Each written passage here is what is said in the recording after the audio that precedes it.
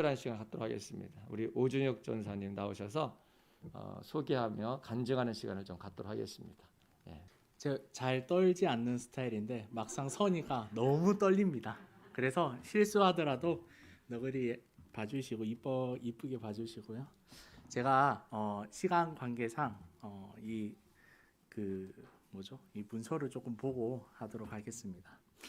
안녕하십니까? 저는 오준혁 전도사입니다. 오늘 이 짧은 간증 시간을 통해서 하나님께서 어떻게 제 삶에 역사하셨고 이끄셨고 또 지금 하고 계시는지 함께 나누고자 합니다. 하나님 홀로 영광 받아 주시옵소서. 아멘. 저는 초등학교 3학년 때 선교사로 헌신하신 부모님을 따라서 중국으로 가게 되었습니다. 여러분 혹시 청도가 어딘지 아십니까? 요즘 TV 광고에 청도 맥주 선전을 굉장히 많이 하잖아요. 그 광고가 나오는 그 지역이 제 선교지였습니다. 왜냐하면 청도가 예전에 독일 식민지였기 때문에 맥주가 굉장히 유명합니다. 부모님은 중국 산동성 청도시에서 한 2시간 떨어진 배 타고 버스를 타고 들어가야 하는 작은 시골 마을 교남에서 사역을 하셨습니다. 제가 처음 갔을 때 그 교남에 대한 첫인상은 정말 충격적이었습니다. 왜냐하면 6차선 도로에 차보다 당나귀가 많이 다녔고 저녁에는 고슴도치와 두더지가 많이 있었습니다. 그리고 오후 5시가 되면 정전이 일수였고 단수가 일수였습니다. 그리고 이제 수돗물을 틀면 녹물과 흙탕물이 정말 많이 나왔습니다. 그리고 치안이 정말 불안해서 전기 충전기를 가지고 다니지 않으면 위험한 그런 지역이었습니다. 와, 내가 이런 곳에서 지내야 한다니. 부모님은 분명 저한테 해외여행 가자고 했는데 그 첫 여행이 제 마지막 여행이 되었습니다. 이런 환경에서 지내야만 한다는 것 자체가 굉장히 심란한데 중국어로 배우지 못한 저에게 바로 현지인 학교를 들어가라고 하셨습니다. 기가 막힙니다. 학교로 가니까 반에서 유일한 외국인이자 중국어를 하나도 못하는 전학생이었습니다. 그러다 보니까 반에 있는 학생들과 담임 선생님의 사랑을 한 몸에 받았습니다. 관심을 한 몸에 받았는데 당시 중국 학교는 어떤 제도가 있었냐면요. 반 점수로 담임 교사 월급이 정해졌어요. 근데 중국말도 전혀 못하는 제가 그 반에 들어가다 보니까 반 점수가 낮아져서 담임 선생님 월급이 낮아졌습니다. 그러다 보니까 자연스럽게 미운 털이 박힌 저를 괴롭히기 시작했어요. 그렇게 담임 선생님이 저를 괴롭히기 시작하다 보니까 같은 반 아이들도 저를 괴롭히기 시작했습니다. 학교에선 따돌림이 기본이었고요. 매일 모욕적인 말을 들어야 했습니다. 당시에는 무슨 말인지 몰라서 웃으면서 이야기하니까 저도 같이 웃으면서 아 그렇구나 했는데 중국말을 하나씩 배우고 나니까 아 이게 정말 나쁜 말을 나에게 지금 하고 있는 거라 알게 되었습니다. 그래서 이제 항의를 하니까 돌아오는 것은 중국 사람에게 대든다고 더 심한 욕과 폭행이었습니다.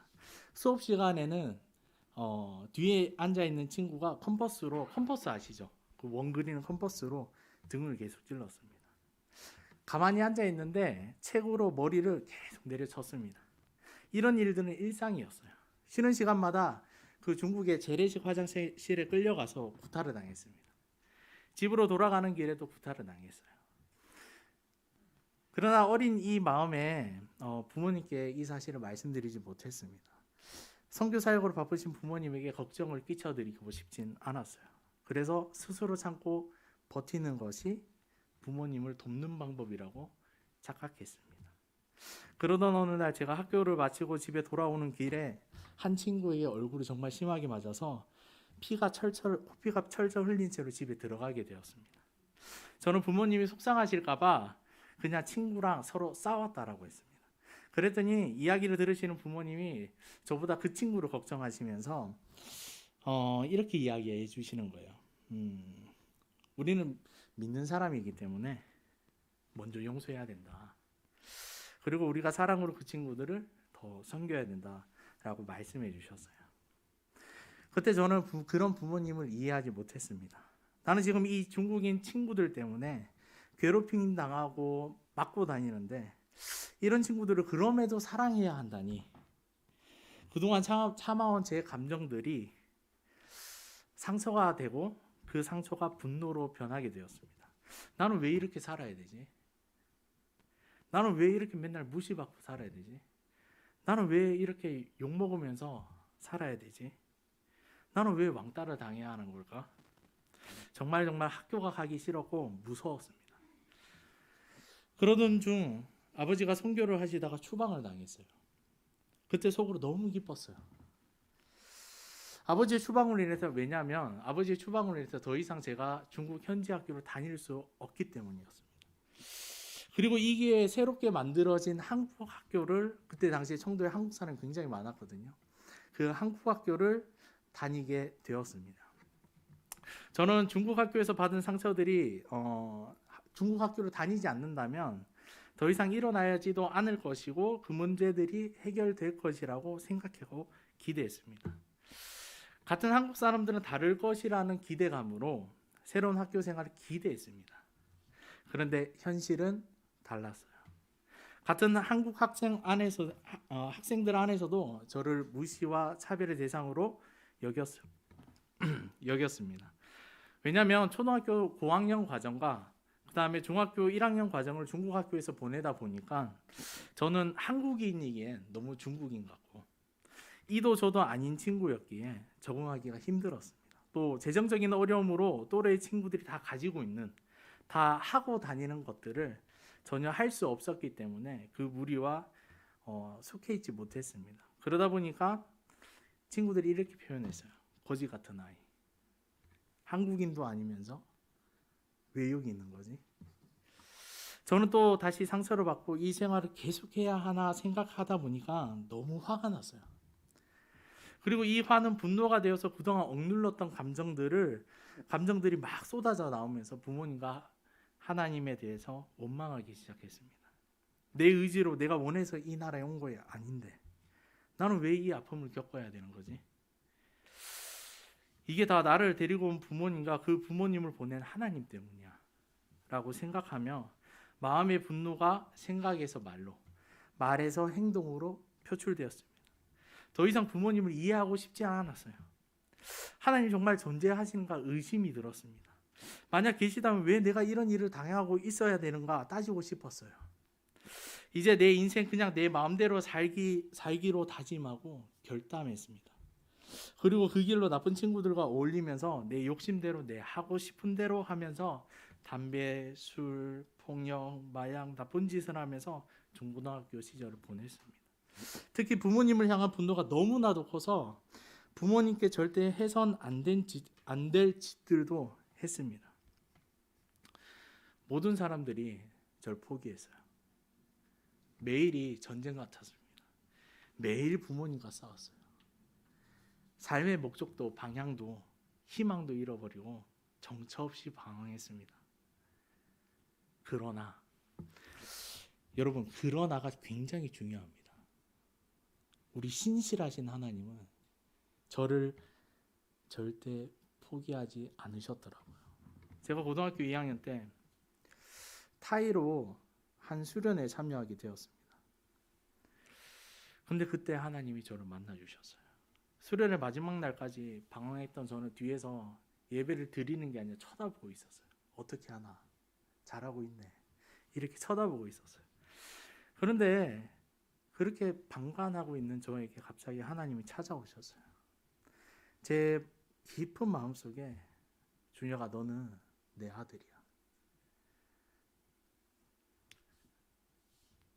오늘날 내가 너를 낳았어. 준혁아, 넌 내 아들이야.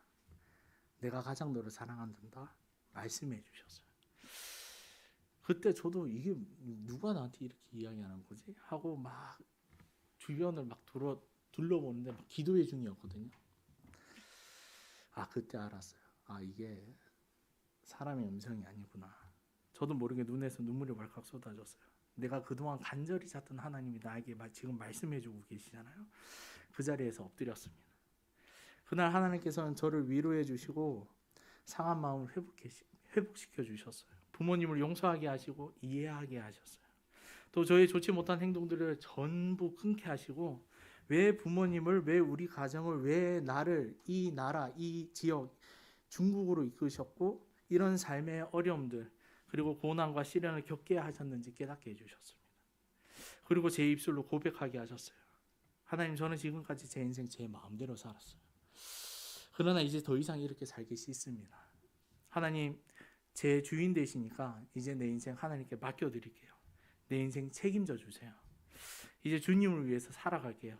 하나님 인도해 주세요. 고백했어요. 꿈도 없고 목적도 없는 인생이 여러분 하나님을 만나니까요. 꿈이 생겼어요. 꿈을 꾸기 시작했어요. 목적 없이 방황하던 인생이요. 하나님을 만나니까요. 목적이 생겼어요. 그리고 그 목적과 꿈을 향해서 어떻게 가야 될지 모르니까요. 하나님 앞에 엎드려서 기도하기 시작했어요. 순종함으로 엎드려서 기도하기 시작하니까 하나님께서 능력을 더해 주세요. 그리고 도움의 손길을 붙여 주세요. 제가 하나님을 만나고 제일 처음 가지게 된 목표가 무엇이었을까요? 대학이었습니다. 대학. 당시에 학생의 신분이었기 때문에 공부를 통해서 하나님께 영광 돌리는 것이 제 사명이었기 때문에 대학을 진학하는 게 제 목표였습니다. 그런데 제가 고등학교 2학년 때 대학을 가겠다 하니까 주변에서 난리가 났어요. 학교 선생님들이랑 주변에 아시는 분들이 너무 늦었다고, 네가 대학을 가면 그것 자체가 기적이다, 이렇게 이야기하셨습니다. 왜냐하면 저는 너무 놀아가지고 고등학교 진학도 유급할 뻔했어요. 그리고 학교 성적도 너무 안 좋아서 있을 수 없는 일이라면서 극구 사양에 다들 말렸어요. 넌 기술을 배워야 된다면서. 모두가 안 된다 할 때 여러분 제가 어떻게 했을까요? 하나님께 매달려 기도했어요. 내가 할 수 있는 거 그것밖에 없으니까. 그리고 정말 최선을 다해서 공부했습니다. 지금까지 하지 않았던 공부, 제가 그때까지만 해도 도형 그리고 뭐 국영수, 수학 이런 거 하나도 몰랐어요. 근데 그 한 번도 시작 안 했던 공부를 그 1년 안에 죽을 힘을 다해 열심을 가지고 있습니다. 정말 매일매일 2시간 동안 집에 걸어 다니면서 정말 열심히 공부했어요. 그렇게 1년이 지나고 대입 시기가 왔습니다. 당시 그 해외에서는 한국으로 대학 진학할 때 재외국민 전형이라는 특별 전형이 있었어요. 이 특별 전형 제도가 있었는데 이 제도가 문제가 많이 있었던 시기였습니다. 그래서 이 제도로 대학을 진학하기가 굉장히 어려운 시기였는데, 그래서 당시에 학교에서 날고 긴다고 공부 잘했던 친구들도 대학을 진학하지 못했습니다. 많은 아이들이 떨어지고 대학 진학률 자체가 현저하게 낮아 있는 상태여서 제가 지원한 대학 3군데가 합격했다고 연락이 왔어요. 모두가 놀라워했습니다. 선생님이 막 저를 붙잡고 연락 와서 물었어요. 학부모 간담회를 해야 되는데 네가 빨리 와야 된다. 왜 그러시냐 그랬더니 저는 왜 제가 불려가야 되죠? 물어봤더니 선생님이 너 같은 애가 지금 필요하다. 어떻게 단타를 치고 대학을 갈 수 있는지 알려달라는 거예요. 기가 막혔습니다. 그래서 선생님은 학부모 간담회 때 저에게 어떻게 하면 그 짧은 시간 안에 공부를 해서 대학에 들어갈 수 있는지, 이 모든 분들이 대학 진학 입학하는 문이 좁아지니까 궁금해서 이 간담회를 한다는 거였어요. 하지만 선생님들이 원하는 답은 정해져 있었습니다. 선생님은 저한테 이렇게 이야기했어요. 준혁아, 학부모 앞에 서면 이렇게 좀 이야기해 주면 좋겠다. 학교 수업 시간에만 집중해서 들으면 된다. 그러면 충분하다. 그래서 이제 학교를 조금 더 믿고 이제 준비하면 된다. 저는 웃기만 했습니다. 저는 학부모 간담회 때 서서 이렇게 이야기했어요. 그때 한 300분 정도 계셨는데 아직도 기억나요. 저는 이렇게 이야기했어요. 모두가 불가능하다, 안 된다, 포기할 때 우리 하나님은 끝까지 나를 포기하지 않았습니다. 제가 믿는 하나님은 불가능도 가능케 하시는 전능하신 하나님입니다. 하나님께 제 삶을 맡겼더니 정말 하나님이 하셨습니다. 제가 여러분들께 알려드릴 수 있는 것은 하나님이 하셨다는 겁니다. 하고 내려왔어요. 그렇게 제 삶을 전적으로 하나님께 맡겨드리니까 하나님의 일하심을 보게 됐어요. 하나님이 주신 꿈을 따라가자 제 인생에 하나님께서는 더 놀라운 계획을 주셨습니다. 그리고 그 길로 인도해 주셨습니다. 제가 대학교 1학년 때 저 같은 이 선교사 자녀 이제 수련회를 교사로 섬기게 되었는데, 그때 저와 비슷한 아픔과 상처를 가지고 살아가고 있는 NK들을 만났어요. 그리고 제 간증을 통해서 그들을 위로하게 하시고 선교사 자녀들을 향한 하나님의 사랑을 경험했습니다. 그리고 그곳에서 저를 향하신 하나님의 놀라운 비전을 발견하게 되었어요. 하나님께서는 제 마음에 이 아이들, 저처럼 상처 있고 아픔을 가지고 있는 이 아이들을 품게 하시고 또 헌신하는 자리로 인도해 주셨어요. 제가 살아온 모든 순간이 헛된 것이 아니었습니다. 저는 고난과 고통 가운데 있었다라고 생각했지만 하나님은 그 시간을 하나님의 영광을 위해 사용하셨습니다. 선교사 자녀 사역을 감당할 수 있는 좋은 자양분으로 사용해 주셨습니다. 지금까지 선교지에서 겪어야만 했던 그 아픔들이 모두 하나님께서 사용하시기 위한 허락하셨던 고난임을 아직 아픔을 겪고 있는 후배들에게 전하게 하셨고, 그들을 향하신 하나님의 놀라운 계획이 있음을 전하게 하셨습니다. 그렇게 하나님께서는 대학생 1학년부터 지금까지 이 선교사 자녀 사역을 감당케 하셨습니다. NK들과 비전을 나누고요, 이 NK들을 위한 공동체를 시작했습니다. 하나님께서는 비전 NK라는 NK 사역 공동체를 통해서 수많은 NK들을 만나게 해주셨습니다. 그리고 그들의 인생을 함께 하면서 하나님의 사랑을 흘려보내게 하셨습니다. 그리고 어느 날 하나님께서는 제가 단순히 선교사 자녀 사역만을 하는 것을 넘어서서 다음 세대를 품게 하셨습니다. 다음 세대를 통해서 하나님 나라가 이 땅 가운데 어떻게 이루어지는가 하는 궁극적인 하나님의 비전을 제 마음에 주셨어요.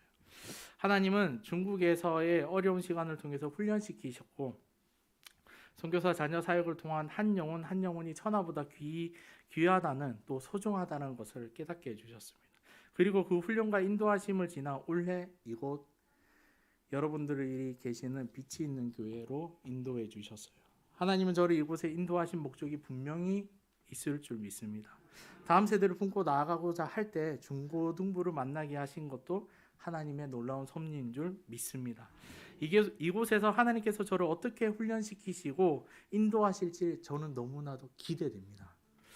죽어 있는 것과 마찬가지로 저희 인생에 찾아와 주셔서 새 생명을 허락하신 하나님을 찬양합니다. 생명이 들어와 새로운 꿈을 꾸게 하시고 그 꿈을 따라 걸어오게 하신 하나님께 찬양드립니다. 단 한순간도 하나님의 은혜가 없이 살아갈 수 없음을 고백하게 하시니 감사합니다. 저의 모든 순간에 먼저 찾아와 기다려주시고 만나주신 하나님께 모든 영광을 올려드립니다. 감사합니다.